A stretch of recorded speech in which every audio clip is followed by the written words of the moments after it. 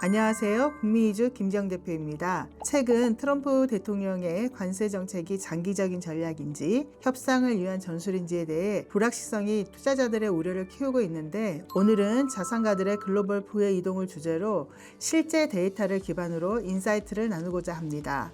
국민이주 실제 고객 500명을 대상으로 투자 이민을 왜 신청했는지 분석을 해봤어요. 당연히 자녀 교육이 40% 이상을 차지했고요. 둘째로 많은 비율을 차지한 항목이 증여, 상속, 자산 승계입니다. 그리고 흥미로운 점은 과거에는 은퇴나 체류 목적이 많았던 반면에 최근 들어서 부의 이전, 자산 이동을 주 목적으로 하는 고객이 급증하고 있다는 점입니다. 한국의 상속세가 최대 50%, 실제 실효세율은 60% 이상이라는 점은 자산가들이 매우 부담스럽게 다가오는 항목입니다. 반면 싱가포르, 뉴질랜드, 호주, 캐나다 등은 상속 증여세가 아예 없거나 낮기 때문에 절세 효과까지 함께 추구하는 전략이 많아졌습니다. 과거에는 단순한 이민이 이주였다면 지금은 이민이 전략적 자산 설계, 교육, 절세 이런 백업 플랜으로 변화하고 있습니다.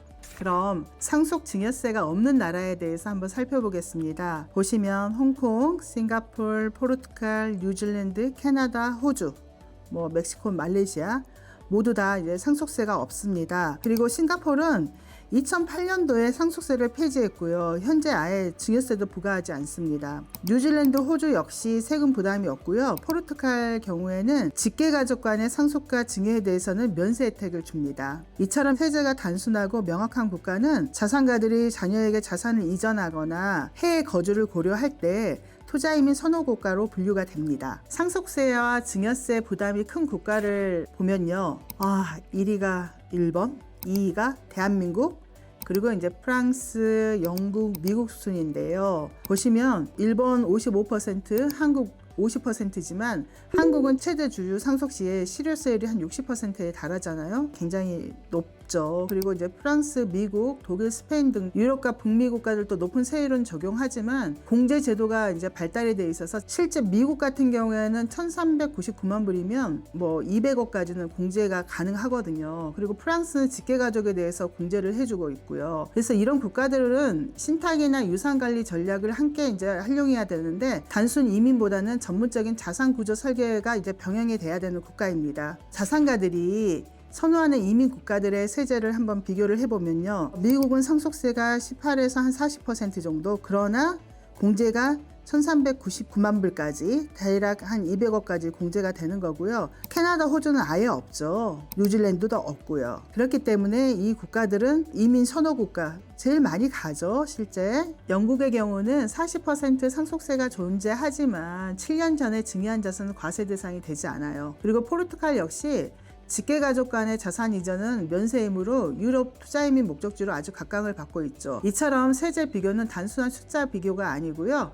가족 구성, 자산의 형태, 향후 거주 계획까지 포함해서 판단을 해야 합니다. 그래서 최근 고금리, 고물가 시대에 접어들면서 자산가들은 이제 점차 해외 투자로 눈을 돌리고 있는데요. 특히 부동산 중심에서 금융자산, 해외 법인 투자 등으로 다변화하는 흐름이 뚜렷하게 나타나고 있습니다. 2020년부터 2024년까지 해외 부동산 송금액은 급증을 했는데요. 2020년에는 3억 6천억 달러였고 2024년에는 6억 달러 이상으로 증가를 했으며 그중 미국으로의 송금이 약 3,925억 원을 기록을 했습니다. 이는 자산가들이 국내 규제와 세금 부담을 피해서 해외로 자산을 분산하고 있다는 점을 보여주고 있는데요. 특히 미국 부동산은 안정성, 수익성, 항공성 면에서 매력적인 투자처로 각광을 받고 있습니다. 한국 상속세는 최대 50%에 달하고 있죠. 최대 주주 상속 시 실효세율이 60%에 이제 이르는데 자산 이전 시 치명적인 부담이 될 수는 있죠. 그래서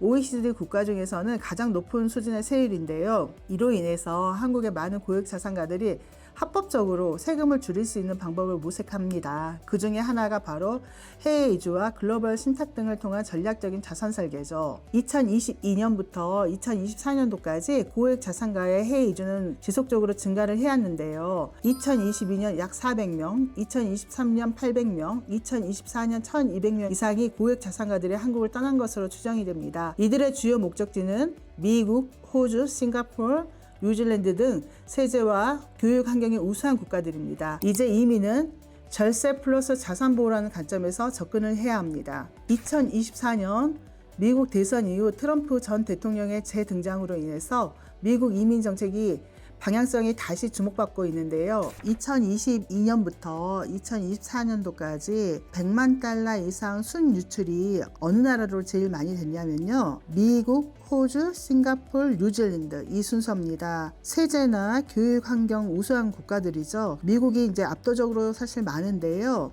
미국에서도 주별 법인세하고 개인 소득세가 없는 주를 한번 볼까요? 저희 이제 고객분들 같은 경우에는 영주권을 받아도 실제 한국에서 거주하시는 경우가 굉장히 많거든요. 자녀들이 뭐 보스턴에 거주를 한다, 뉴욕에 거주를 한다라고 하면 그 주에 세금 거주지를 둘 수밖에 없어요. 세법상 거주지로. 그러나 영주권을 받았지만 좀 나중을 기약해서 가실 분들 같은 경우에는 세금 없는 주를 가장 이제 선호를 하죠. 우리나라는 이중과세 방지법이 있어서 우리나라에서 낸 세금은 추가적으로 미국에 낼 거는 없는데 주세라는 게 있어요. 그래서 스테이트텍스가 비싼 주로는 사실 거주지를 두려고 하지는 않은데요. 한번 보시면 와이오밍, 사우스다코타 법인세 소득세가 모두 없고요. 굉장히 기업 친화적인 환경을 제공을 하고 있습니다. 최근에 이제 플로리다 많이 가는데요. 플로리다는 법인세는 있지만 소득세가 없습니다. 그리고 텍사스는 법인세, 소득세 모두 없어요. 그리고 워싱턴 주도 마찬가지로 법인세, 소득세가 없죠.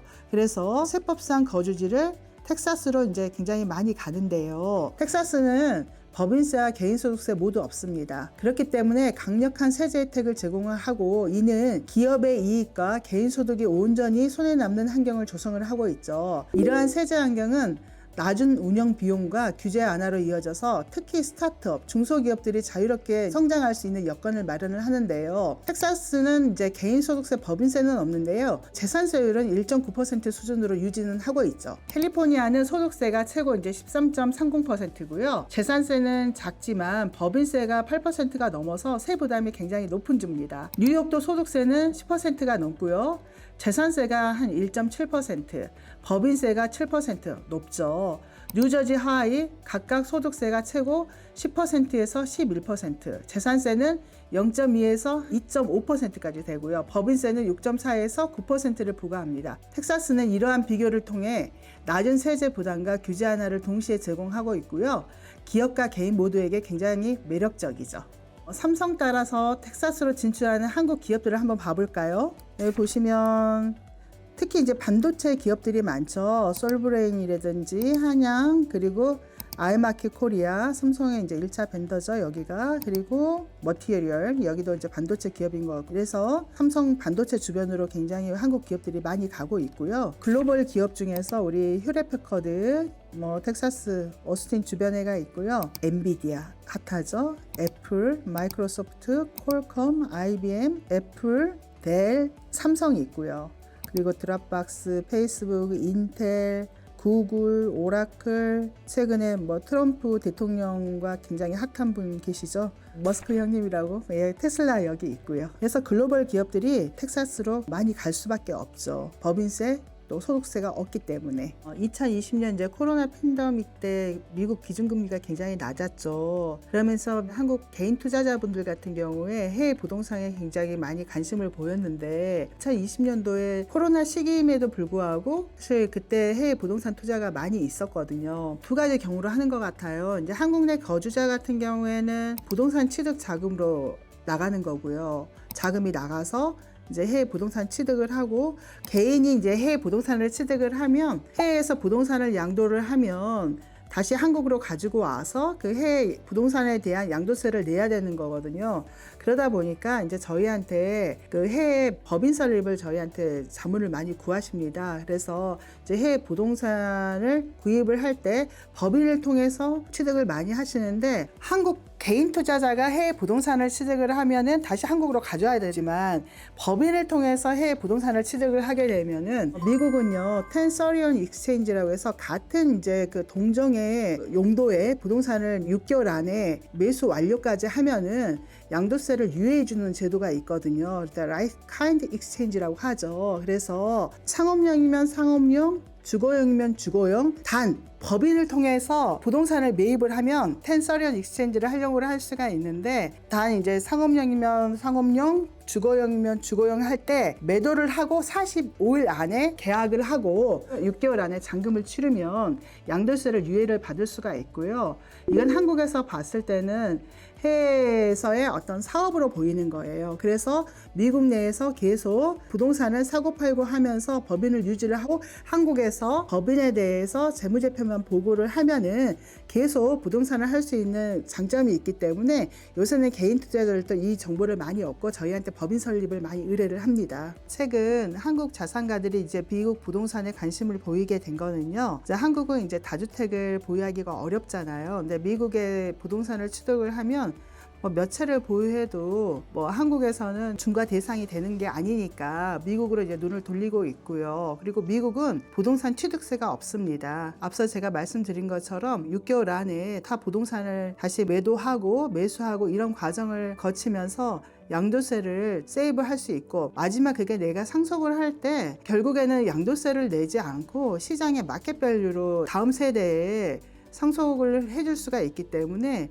이 부분에 대해서는 자산가들이 지금 이미 이 정보는 다 알고 있는 상황이고요. 또 미국 같은 경우에는 1399만 불까지 해서 상속 증여세가 없잖아요. 그렇기 때문에 부부간에 약 400억 정도를 자녀한테 상속 증여를 해줄 수가 있고요. 최근에 또 우리 자산가들한테 부각이 되는 것은 미국 내 트러스트에 대해서 굉장히 관심이 높아요. 델라웨어 주법에 의한 트러스트가 있습니다. DST라고 해서 앞서서 텐서리언 익스체인지를 통해서 매각 대금으로 해서 소위 이게 트러스트의 지분을 이제 구매를 하는 거예요. 그리고 나서 트러스트의 하나의 이제 주주가 되고요. 그리고 주주로서 배당도 받고 은퇴 수속도 확보를 하면서 부동산을 그대로 유지를 하면서 운영에 관련 부담도 사실 트러스트 해주기 때문에 관련 부담도 없거든요. 그리고 전문 기관 신탁에다 의뢰를 하고, 그리고 나서 그 다음 세대의 자녀들도 그대로 또 배당을 받게 해주는 이 트러스트를